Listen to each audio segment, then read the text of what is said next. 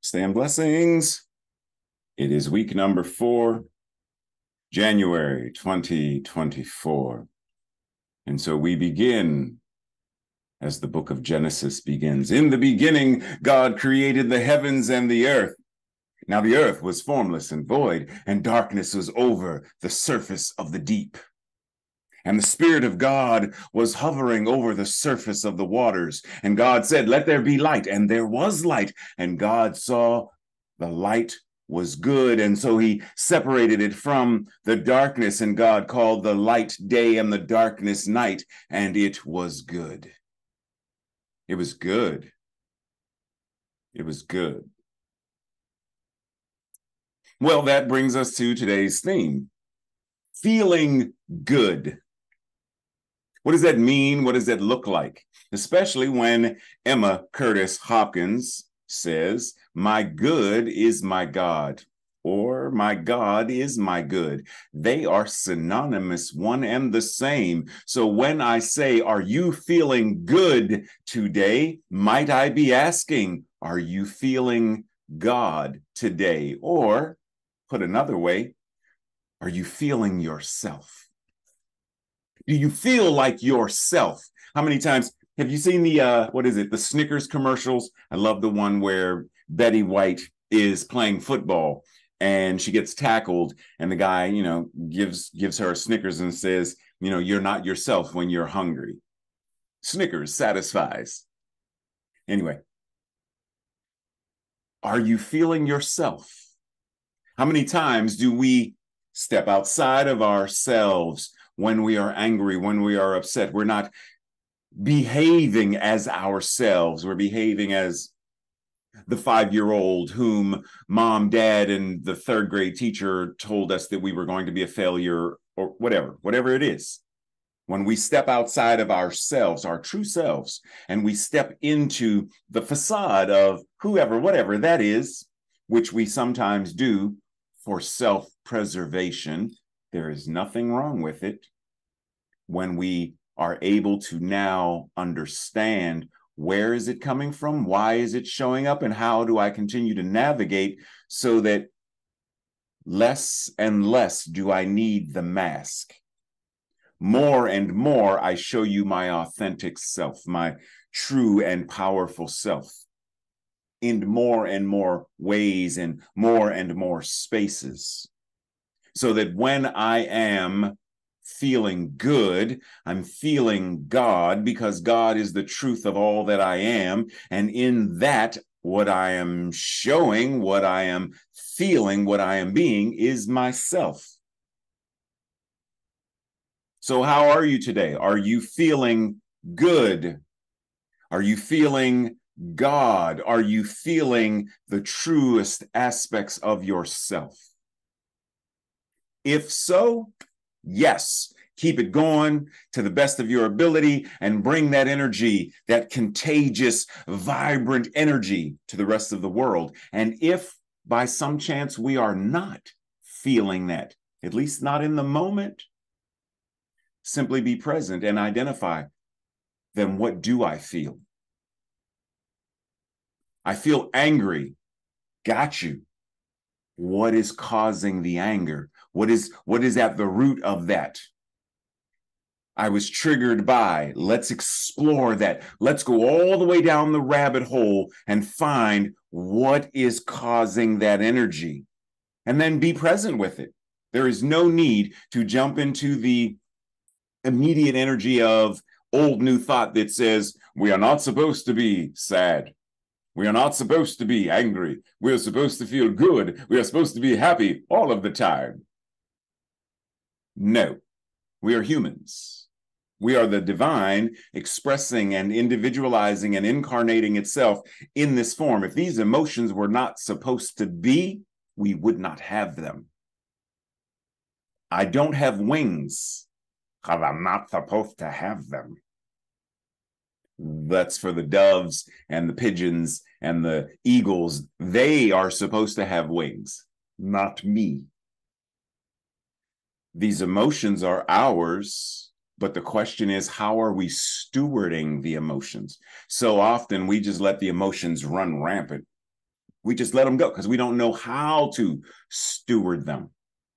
Just like many people who win the Mega Million and the Powerball, they don't know how to steward being a millionaire, and so they rush through the money, and many of them end up in greater debt after having been a millionaire than they were before. So the question is, how are we stewarding our emotions, whatever they are, anger, grief, sadness, confusion, etc.? How are we stewarding our feelings, our moods? So don't just, how are you feeling? What does that feeling mean? How is it informing the way that we show up? Because if we're not, if we're not going to really do the work, then having, a CSL vision, mission, purpose, having any vision, mission, purpose, what is the point? Dr. Holmes says, religious science is a religion of joy, free from fear. Pause. Reverend Ray remix. Fear is not the enemy. Fear is not bad, nor should fear be eliminated, because he says, free from fear. I want to clarify. There is life-affirming fear. It's what gives you the energy to swerve the car when you see a deer, to get out of the burning building. Fear, because fear produces adrenaline. Adrenaline gives you the, ooh, and I got to go. Life-affirming fear is protective of life. Non-life affirming fear is what saps our energy and drains us, because usually this is made up of thoughts about that we prolong. See, the deer isn't moving in slow motion in front of the car, which means I'm swerving the car really slowly. It's fast. It's drive, drive, drive, deer, swerve. And then the deer is gone and the car is stopped. And now I gotta get it out, gotta get it out. It came and went. That's the life-affirming fear. Usually comes and goes, except when it becomes a chronic thing. And usually when it becomes a chronic thing, it shifts from being life-affirming to the non-life-affirming, because now PTSD has set in, and now I'm hypervigilant, and now all of the other things are showing up. Because now I'm, well, what if? And now I'm using my faith to channel it into this, because now I'm, but what if I lose all my money? What if I end up bankrupt? What if my diagnosis of prostate cancer last year? What if we could what if anything? Like I could what if right now and sit here and say, well, what if a plane crashes on this house? Well, that could be. Non-life affirming fear keeps us stuck in the energy of the what if, the terror, the dread, the worry, the anxiety. So when Dr. Holmes says religious science is a religion of joy, free from non-life affirming fear, I can go there. Moving us through the process of reducing and eliminating non-life affirming fear, while understanding what life affirming fear, life affirming faith gives us the capacity to do. So anyhow, he goes on to say, religious science is a religion of joy, free from fear. It is a religion of faith, life affirming faith, justified by results, the effects, the experiences. So our life experiences are the evidence of our life-affirming faith and the way in which our mental equivalents, all four pillars, our thoughts, our words, all of the ways we communicate, thoughts, beliefs, paradigms, all that stuff, emotions and feelings, and our actions, all four pillars of our mental equivalence. And it's always plural, because I can have a mental equivalent about health and well-being. I can have a mental equivalent about race and equity. I can have a mental equivalent about everything. So plural. So the evidence of our faith, our mental equivalence, etc., shows up in our experiences. So on any given day, to what degree are we feeling joy? As I mentioned, when I was diagnosed with prostate cancer last year, was it possible for me to feel joy in the moment? In the moment, no. And yet, joy was present. It's almost like the spice rack that I have upstairs in the kitchen. At any given moment, I can go get cinnamon or nutmeg, or you notice I'm going for the desserty kind of things, or vanilla extract, etc. At any given moment, I can go to, they're there. I don't need them right now, but they're there. I have access to them. So in this moment, maybe what I'm accessing is the curry, the sage, the pepper. That's what I'm accessing right now, maybe, whatever it is. But I have access to the other things. So when the doctor says, yes, it is in fact prostate cancer, my immediate go-to is, okay, so what do we do? What's next? What are my options? What are we going to do? And then after being with and processing all of that, then it's now I have the capacity to feel whatever this is and bring joy back into the mix, because it was already there. So now both, and I can feel upset and still have access to joy. So at any given moment, how aware are we of what we are feeling? How aware are we of the feelings and the emotions of those closest to us? See, oftentimes we will say to folks, how are you feeling? I'm pretty good. Yeah, I can't complain. Nothing to complain about, or whatever we say. Well, nothing to complain about isn't a feeling. And I asked you how you're feeling, first of all. So answer the question, please. How aware are we of the emotions and feelings and moods of those closest to us, including the feelings that are not comfortable? The depression, the grief, the sadness, the anger, and the frustration. Are we able to be in a space where we give them permission to tell the truth? How are you feeling today? I feel sad. And oftentimes, what we'll say, oh, I'm so sorry to hear that. I'm sorry to hear that. Why am I sorry to hear that? Why is that the response? Ray, oh, I heard about your mom. She died on Father's Day 2020, right? Yeah. I'm sorry for your loss. Why are you sorry? Why do we express those words in that way? What is it that we are really communicating? Let's step deeper into what we feel, all of it, and create the spaces and the containers to really be with all of it. So whenever whatever we're talking about, the CSL mission, which is to provide spiritual tools for personal and global transformation. Spiritual tools such as emotional intelligence.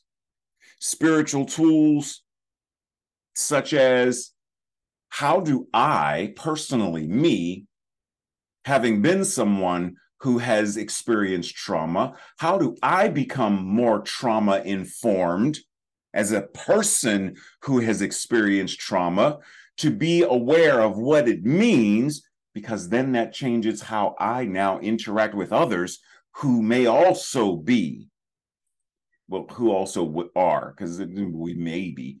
So many of us are traumatized and we don't even realize we're experiencing and have been experiencing trauma.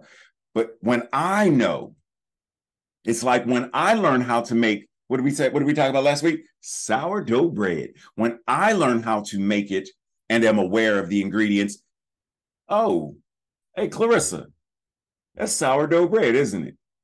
You gonna taste it?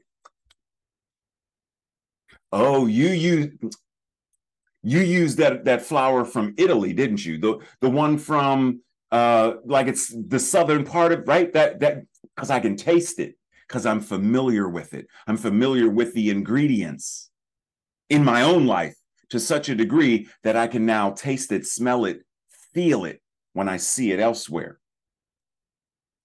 Are we willing to step into a space and truly offer spiritual tools for personal and global transformation that really get to the root of, like we said last week, a new life? Well, we can't get to a new life if we're not willing to get to the foundation of, to refortify or shift or completely get rid of the foundation and create a new one. And one way to know what's going on at the foundation, what am I feeling? What are you feeling? What are we feeling in relationship? There's a song from Sesame Street. Who are the people in your neighborhood? They're in your neighborhood. They're in your neighborhood. Say, who are the people in your neighborhood? They're the people that you meet each day. Do you know the people in your neighborhood? And not literally just those who live to the right, the left, the front, and the back of where you live, but your neighbor as who sits beside you on Sunday when you're live and in person. Do you know them? Do they feel safe in your presence? What do they feel when they are around us? And how do we create the container? Now, pause, because I'm not saying that everyone should feel all the time, right? Like some people, when in the presence of Dr. Martin Luther King Jr., they were like, oh man, this man gonna light us up again because Reverend King gonna say something, or Representative John Lewis is going to, because you know he liked getting into good trouble. They're going to, yes, they are. Because if we're not doing what we are called to do, then we need someone to call us out, call us in, so that they can then call on us. But we are not going to get to that space by avoiding the feelings. So let's get into the full expanse of, from the joy to the junk. And by junk, I don't necessarily, because I'm not judging it, I'm just referring to the junk and the yuck and the stuff we don't like. That's what I'm referring to. Because no one wakes up in the morning and says, oh man, what's on the calendar today? Let's see. Go to the gym by 1 o'clock. Ooh, I get to worry and be immersed in anxiety again today. Oh, I love Mondays. No one wakes up and sets that on their calendar that by 1 a.m. or by 1 p.m. I'm going to. We surf and we move and we flow through those. And when we're in it, we're like, ooh, I don't like how this feels. That's why I refer to it as the junk. I just want to clarify. So from this to that and all in between, are we willing to get involved in it? I mentioned the surfer. The surfer has to be willing to fall off the board in order to surf. The singer, the vocalist, has to be willing to hit a wrong note, quote unquote, hit an off note in order to sing. The dancer, an off step to mess up the choreography. The painter, an off brush. There's something that's going to, it's not always going to be spectacular, first go round, wax on, wax off. And then eventually we're like, oh, I know karate. But it starts with wax on, wax off, or wax on, wax off. I don't remember which one. You understand the point. So this week's invitation, feel it. Feel all of it. Feel good by feeling all of God. Feel your amazingness even when you don't feel amazing. Feel your power even when you feel powerless. Feel your beauty even when you don't feel beautiful. Give yourself the space to say, I know the truth of my being, and this is what I feel, and this is what I feel. I know this, or I'm willing to know this, and I feel. And in the feeling, I navigate, I surf, I steward until I am once again in alignment with my good is my God is my good, and what I am speaking about is the truth of my being, because what is true about God is true about me. I affirm it, I declare it, and I live, move, and have my beingness from that space. Breathe.